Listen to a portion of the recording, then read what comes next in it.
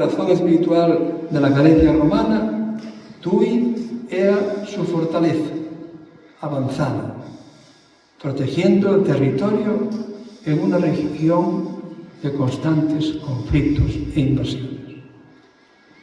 Desde sus orígenes, la diócesis de Tui ha sido un pilar de la fe cristiana en Galicia, estrechamente vinculada, como decíamos antes, a la sede bracarense. Su papel como baluarte del cristianismo, tanto a nivel religioso como defensivo, se consolidó en este contexto de dependencia jerárquica y de interacción con una de las sedes episcopales más importantes de la península ibérica. A pesar de los sucesivos cambios de las reformas eclesiásticas y de los cambios políticos tras la Reconquista, Tui no dejó de depender de Braga en el siglo XII ni en el siglo XIII, como a veces se cree. Cuando Portugal se independiza en el año 1143 con el Tratado de Zamora, el río Miño se convierte en la frontera política entre los reinos de León y Galicia y Portugal. Sin embargo, la Iglesia mantenía una estructura que no coincidía con el Estado, por lo que la diócesis de Tui siguió gobernando parte del norte de Portugal durante 2 siglos. Con el fortalecimiento del reino de Portugal, esto a veces generó tensiones con Braga y con la corona portuguesa, que deseaba controlar plenamente su territorio eclesiástico. Pero el clima de Aviñón cambió las cosas. El clima de Aviñón, que está entre los años 1378 y 1417, marcó una crisis a la Iglesia con papas rivales en Roma y Aviñón, lo que debilitó la autoridad central del papado.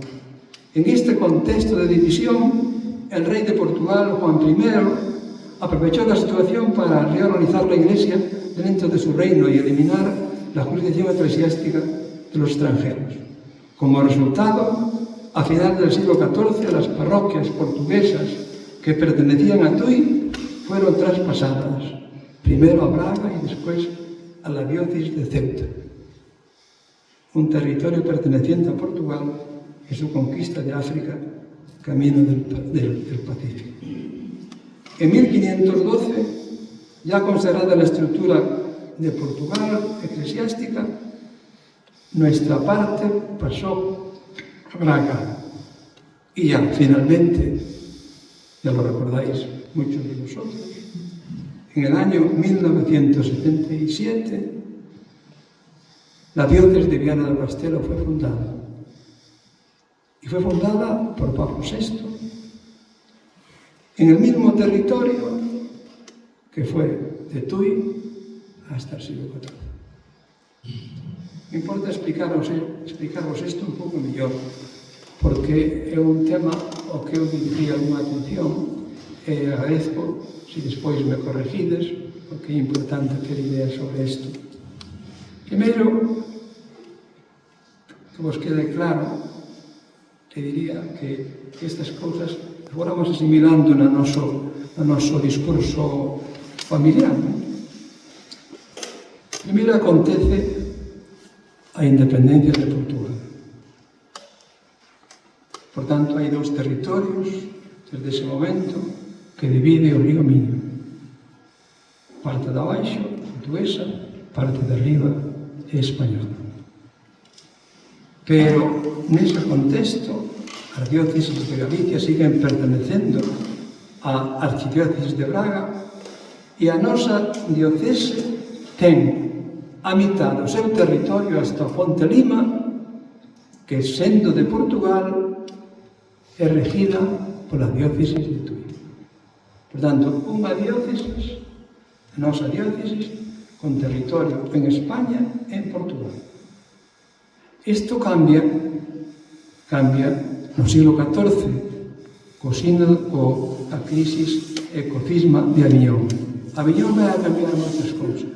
É importante isto, e para nós cambiounas moitísimo. Despois da crisis de Aviñón, primeiro en Aviñón, explicar isto, que dá un pouco. En Aviñón había 2 papas. un en Aviñón e outro en Roma. Foi unha crisis tremenda da Igrexa. Pero resultou que os portugueses foron con un papa e nós con outro. Os portugueses foron co papa de Roma e nós fomos co papa de Aviñón. E quen terminou vencendo foi o papa de Roma, co cual os portugueses quedaron mandando. E nós, como nos pasou tantas veces, pois tuvemos que recluir.